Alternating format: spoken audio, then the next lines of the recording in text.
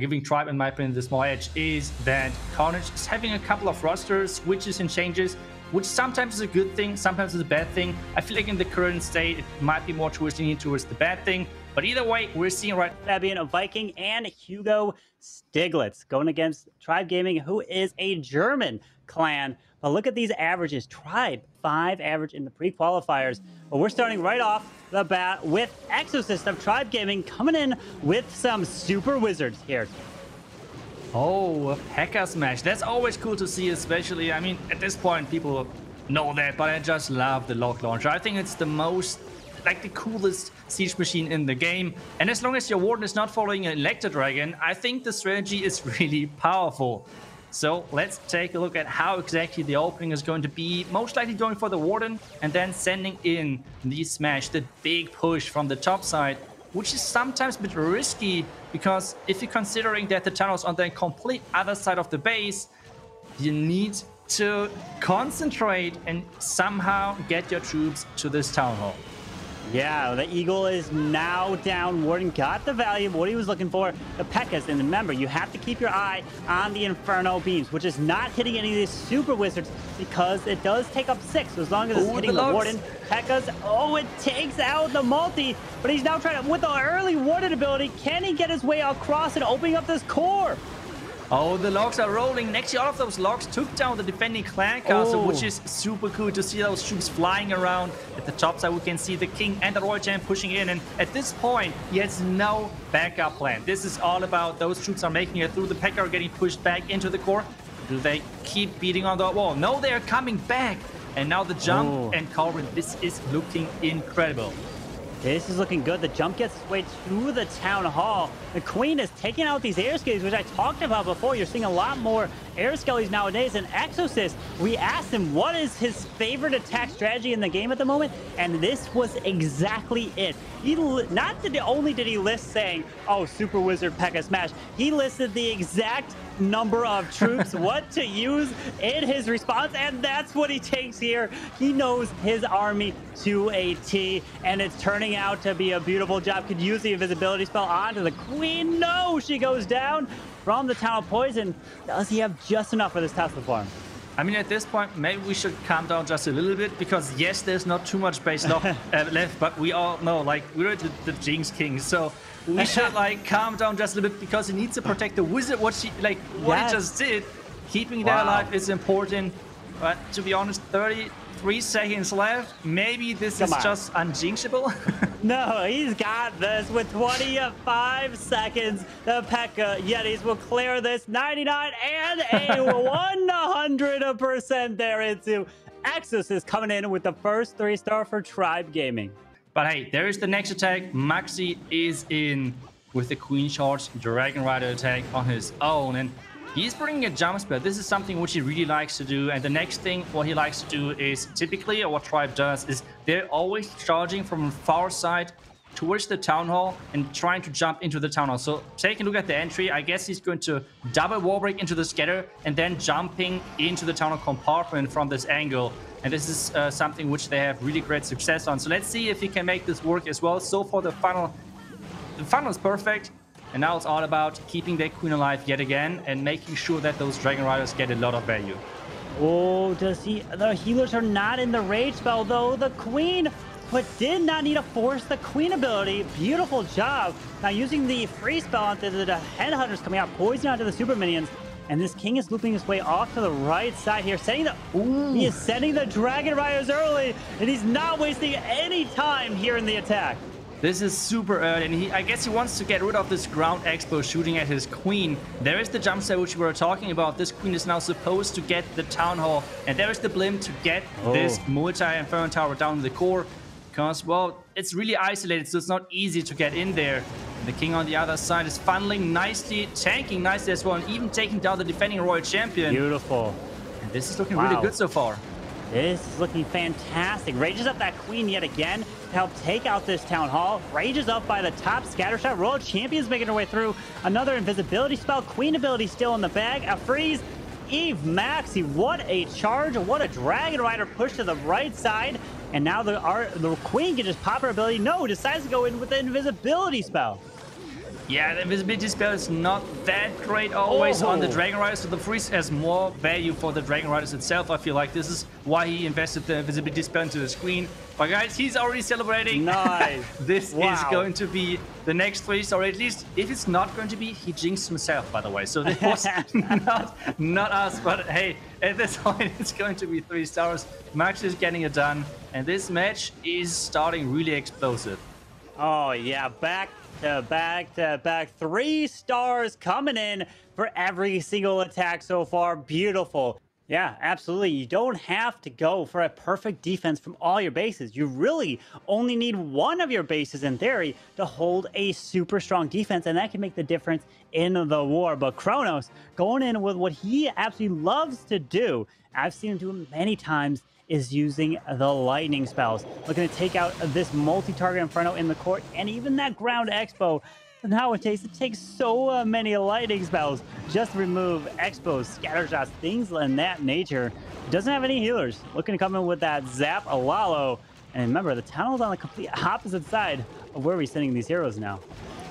Yeah, but the good thing is I feel like the sweeper, which is important, which is behind the tunnel, is pointing towards the tunnel. So I feel like the Lalo from the top side might look good, but this is still like way too far ahead. We take a look at the hero dive right now, which is for this multi-fern tower on the right side. In addition to that, for the enemy king, the scatter shot should go down with that royal champion as well. And the question now is, can this queen get to the defending eagle as well? That would be a huge thing.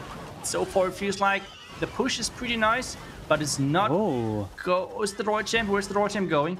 Oh, she took out the scatter on the bottom side, but does pull out the CC. And we have Headhunters and a Lava Hound. So he can lightning the Headhunters and just ignore the Lava Hound, just throw it off a corner. But the Queen, does she have too much health? There's the lightning. She looks to be, she'll pop this Hound, and I guess that could be good to clear these pups here, though. Yeah, now he's going from the complete opposite side of the Town Hall. He's relying on his Blim to get that Town Hall down. There's the Royal Champion defending his base, or her base, and trying to go for as much damage on those hounds as possible. The first Black Mines are hitting, and now there is the Blim. This Blim needs to make it.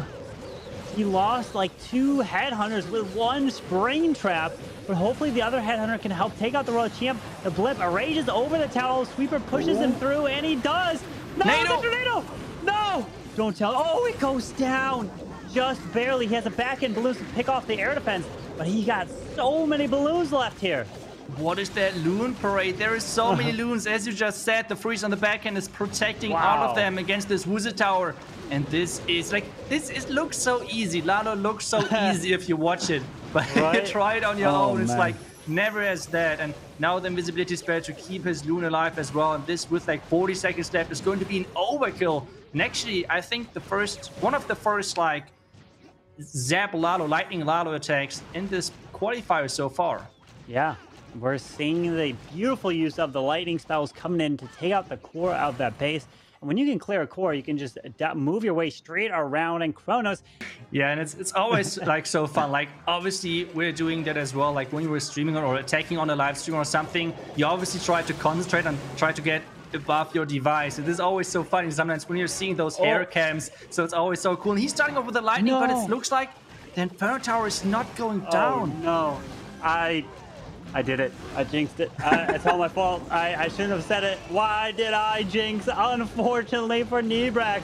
And those builders, both of them, repaired that multi-target Inferno. Pops that King ability to try to help take down this multi, but that is how unfortunate he used the skeleton. For anyone wondering, like, why in the world would Nebrax drop a skeleton spell at the very beginning?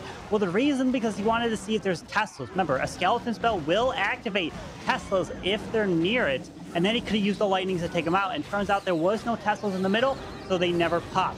And looking to try to get this value, but that core multi is going to be a nightmare. Oh no, there's going to be really hard to be safe because this multi-Inferno tower, there is no pathing into it whatsoever. We can see even an army camp inside the base to just provide even bigger like non-pathing value. And now we need to have the blimp yet again. And we already remember the last blimp was baited. So he had a rough time to actually get that tunnel. There's the vulnerability. And there is a nice split in the core with some of the loons. And now we need to take a look at that blimp and a possible NATO if that town hall is going to make it, or if that blimp is going to make it. It does. The town hall goes down. So we still got Royal Champion, 2 more balloons, poison spell, 2 phrases.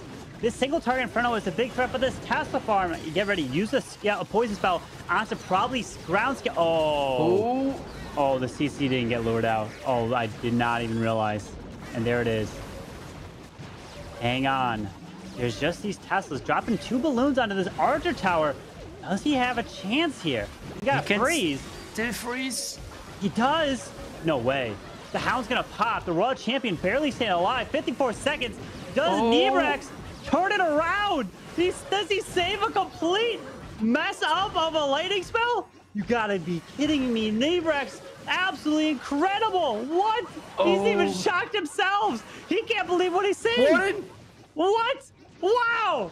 Nebrex, what a way. He's like, no way he just did that after failing those lightning spells on the middle of multi. What?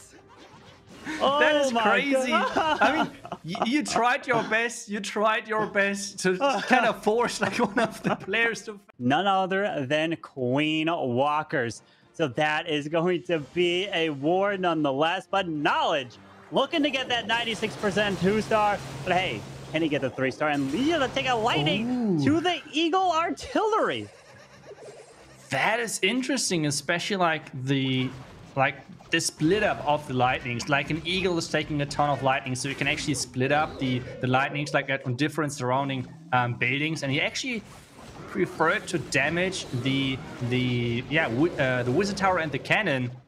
But maybe it was all just to make sure that this funneling is working. The Baby Dragon though is getting shot by 2 archer towers, which is not the greatest for that. And now we're starting with those dragons at the top side, which is interesting because he is going in the town hall, which is something which you normally try to avoid. Like the town hall poison is really scary. This is why everyone is trying to take that out.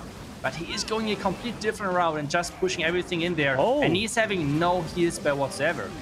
He's even sending the blimp for the town hall.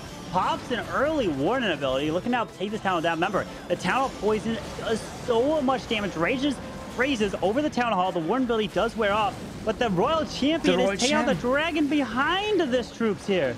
Nothing is going for the Royal Champion. I feel like the Royal Champion already took down like 2 Dragon Riders, which is 50 troop capacity, which is quite a bit. And those troops are dying out kinda quick. Now it's all about the hero push. I mean, the heroes are kinda healthy. The Clancaster as a building is down, so there are no more Clancaster troops flying or walking around. And now it's all about the back end. The king ability is getting used. The queen is still there. She's getting healed up again by the unicorn. Yeah. And this so far is looking, I don't know, interesting, I guess. It's looking pretty solid here. He freezes up. A ground skeleton does pop, which is probably going to force this Royal Champion. He's got 1 invisibility and queen ability here still to use. Uses it on the Royal Champion. Did take out the queen. 80%. Remember, the mark to get is another one. It's going to get picked off, but he needs the 96. And it's looking strong here for Knowledge of Tribe. Wow, I would have never expected that this could work. The Yak is still going strong, opening up the next wall for the Queen. So the Queen can just keep going. And that Royal Champion, I mean, we remember this cannon has basically 0 hit points. So he's even sending a couple of rocket balloons to the back end. So this is going to be the next 3-star. And this means this is the first perfect war in this qualifier. And that match was, wow, like a lot of 3-stars. Dragon Riders, that was just easy mode for them. But the winner at the end is going to be Tribe Gaming. 100%, 15 stars. This is how you would like to start into the qualifier, especially with keeping in mind that you have to play later on Queen Walkers, one of the favorites in this qualifier.